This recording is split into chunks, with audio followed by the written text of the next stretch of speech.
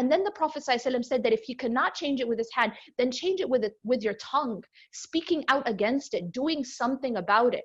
And then he said that if you cannot, so you cannot change it by your hand or by your tongue, then at least hate it in your heart. And watch this. He said this is the weakest of Iman. So the Prophet ﷺ has linked Iman with taking action against oppression.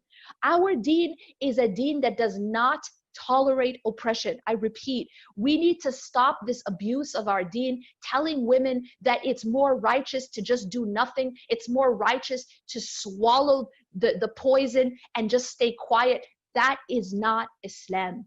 I will tell you right now, that is backwards culture. Backwards, and I repeat, backwards culture. That is not Islam. Islam tells us to take action against oppression. Islam tells us help your brother. The Prophet ﷺ said, help your brother if he is an oppressor or he's oppressed. And so the companion said, we know how to help him if he's oppressed, but how do we help him when he is the oppressor? And the Prophet ﷺ said, by stopping him from oppressing. By stopping him from oppressing. I repeat, we have to stop this narrative that Islam came to make us weak, that Islam came to make us passive, that Islam came to make us victims. And then we tell them, have sabr, sister, have sabr and be a victim, have sabr and take the abuse, and then for you is Jannah. No, you take action because that's part of your Iman, and then for you is Jannah, right? And so the Prophet ﷺ, listen, he linked taking action against oppression, stopping oppression as being linked with Iman, because he said that's the weakest of Iman, if you can't do anything and at least hating it. So what does that tell us?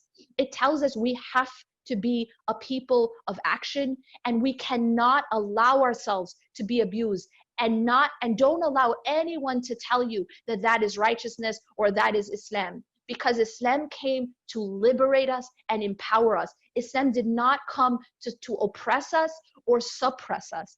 Allah and His Messenger came to make us free. And this is part of our freedom, is that we do not allow the amana of Allah subhanahu wa ta'ala. Your body is an amana.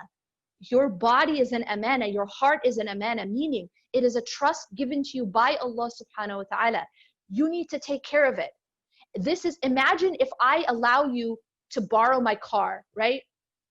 And I've given that to you as a trust. I said, take care of it, right? Take care of it. I'm coming back to get it later on, right? Now imagine while it's in your care, you allow your husband or anyone else to come and beat it with a bat and put dents in it, and then take some keys and then scratch it up. Is that taking care of my amana? When I come back to get that, have you taken care of the amana that I gave you? The answer is no, you haven't, right? Our body is an amana from God, from Allah subhanahu wa ta'ala. We don't own our body, right? We don't own our body. Allah subhanahu wa ta'ala owns everything that we have, including our body. And it is a trust. It is under your care. And if you're allowing someone to abuse that amana, then that is an injustice.